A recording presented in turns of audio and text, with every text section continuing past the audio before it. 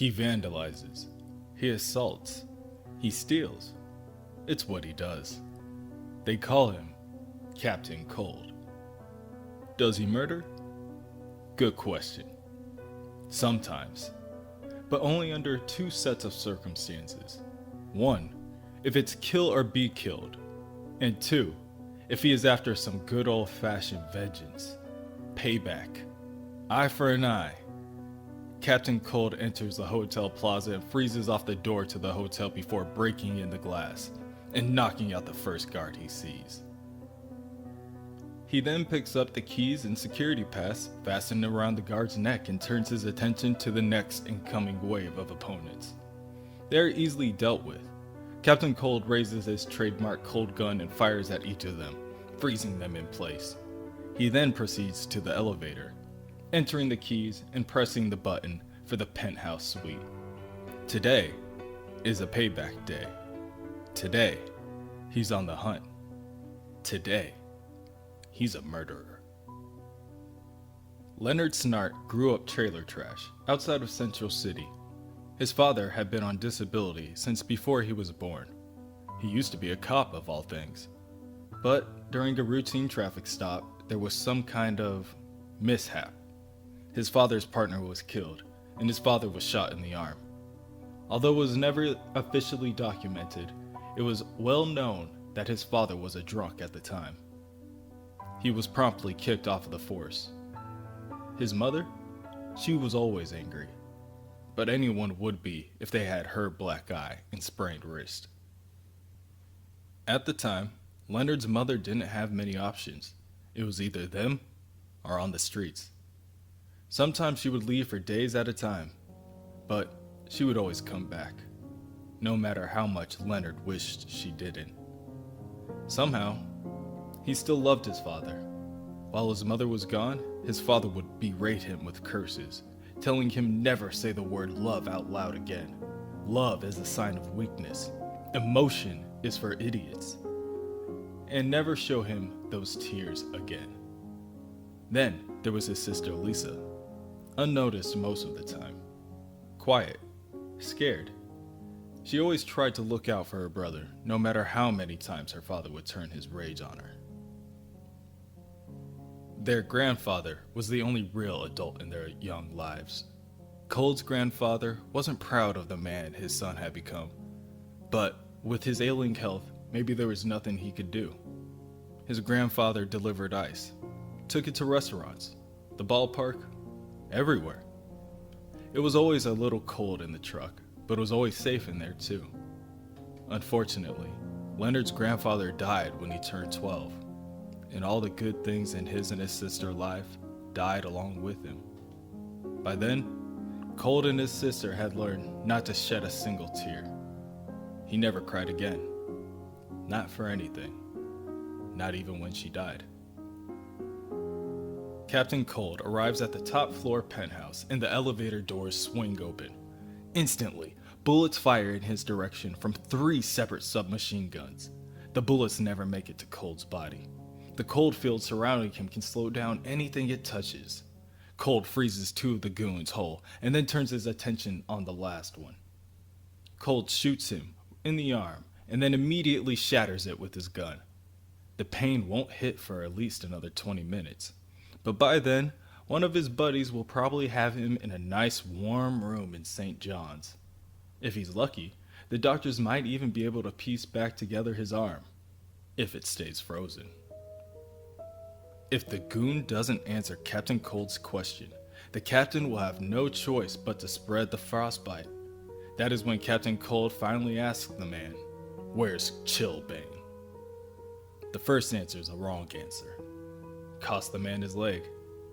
Chillbane, a punk with a cold gun just like Captain Cold's. Chillbane wanted everyone to think he was dead. The Flash, Dr. Polaris, the cops, and especially him.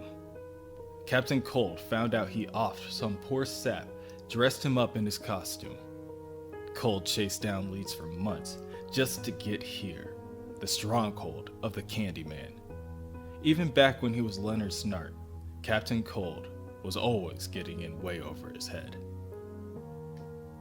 On the day Leonard left his home, his mom had already been dead for a year. But his father was still going strong, and Snart was just tired of it. His sister begged him to stay, but he had no life left there. Not like her. She had her skating. It was her whole life.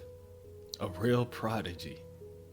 He told himself that she would be fine, and he really wanted to believe it. Snart convinced himself that maybe, if he was out of the picture, his father would change. But people don't change. At least, he never did.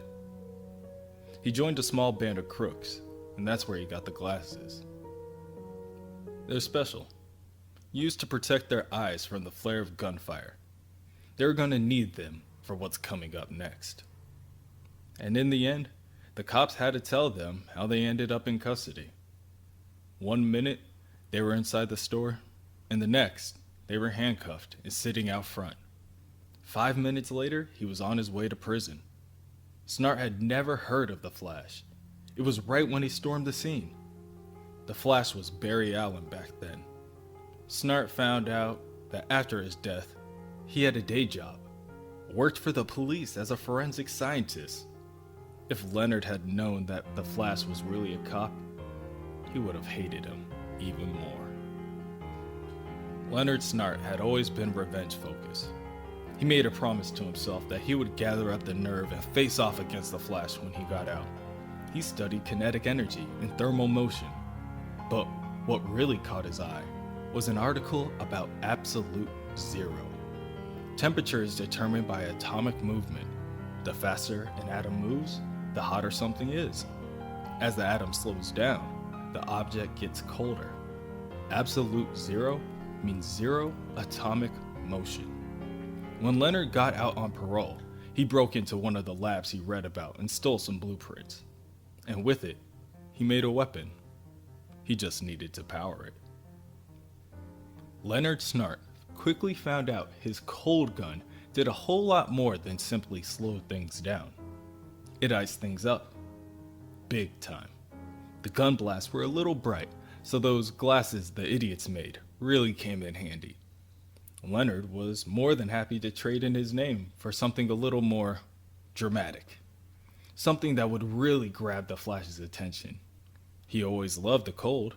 He added the captain part to add a little more authority. Goodbye, Lenny Snart. Hello, Captain Cold. Captain Cold fought the Flash dozens of times, more often than not with his fellow rogues. He liked a few. The first Mirror Master, the Trickster, and Captain Boomerang. He would always buy the drinks and the ladies. But there was one rogue that he got along with more than any other. His sister.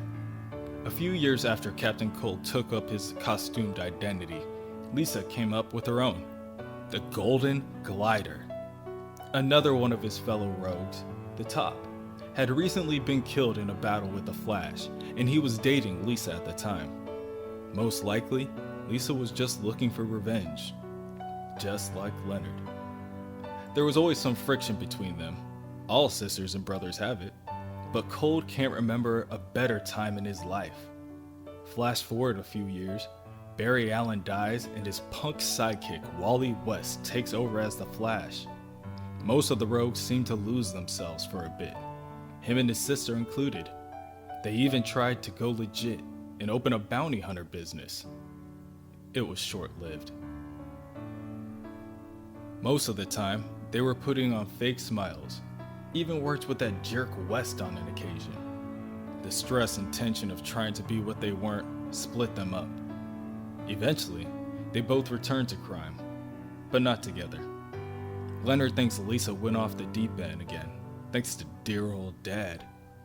She tore through 3 new partners like cigarettes. She gave each of them a replica of the cold gun, much to her brother's disapproval. She even nicknamed the assholes Chillbane. Unfortunately, one of Lisa's boys was smarter than she thought. This Chillbane turned on her, and he killed Leonard's sister. Everyone thought that Chillbane was murdered soon after, but it was just a trick to cover up his tracks. But he didn't cover him up. enough. The Candyman is a lot taller than Cold thought he would be, and he is all that is standing between him and his prize. The Candyman, Jack Monteleone, is well aware of Captain Cold. He has caused the Candyman quite a bit of trouble today. It would be wise for the Captain Cold to remember that this entire organization is under the protection of the network. The rogues aren't allowed to interfere in the Candyman's business. This makes it all too apparent that the Candyman doesn't know Cold at all. Captain Cold don't take orders from anybody. He's a rogue among rogues. No one is safe from Cold just because of a handshake with a witch. The network is good for business, but he isn't on business. This is personal. The Candyman finds the need to remind Captain Cold that he is in a hotel filled with over 200 armed men, an army, and at a moment he has a dozen automatic weapons staring right at him. He isn't in any position to be threatening anyone. Captain Cold tells the Candyman that it may look that way, but he promises that he will take down these goons before they can even blink. Maybe the Candyman forgot, but Cold is used to tangling with someone who can move at the speed of light. Then, when Cold is through with his goons, he'll go after Candyman. He'll shove his cold gun right down Candyman's throat and freeze him from the inside out. It'll take 15 minutes for the Candyman to thaw out after that. But today, Cold's got time. Candyman asks Cold what he wants, and Captain Cold points his icy finger at one man, Chilblain. Well, says the Candyman, Chilblain is always saying he's the best there is. Now he has the chance to prove it. Candyman leaves with his goons to let the snowmen play their snow games. When the door slams, Chilblain brings out both of his cold guns and fires at Captain Cold. Chilblain has always been a simple one. Ice him. You're an absolute zero. Clever banter, but Captain Cold outgrew that shit years ago. Captain Cold hits Chilblain with a left hook to the face, and Chilblain returns it with a knee to a gut. As Captain Cold struggles to pick himself up, Chilblain tells him his sister was a tramp. Chilblain thinks he has the upper hand. He thinks he's going to put Cold on ice, but it's already too late. He's outclassed. Captain Cold bathes Chilblain in a wide beam, freezing only the outer layer of his skin. Chilblain can't move, but his insides are still warm, so at least he'll be awake enough to feel the pain, and Captain Cold is going to want Chilblain to feel this. Captain Cold proceeds to lift Chilblain up into the air and tosses him over the side of the building. Chilblain can only let out a muffled scream in terror as he plummets to the ground where the icicle shards await him. That night, Lenard gets a visit from Angie for their usual date on Wednesdays at 11.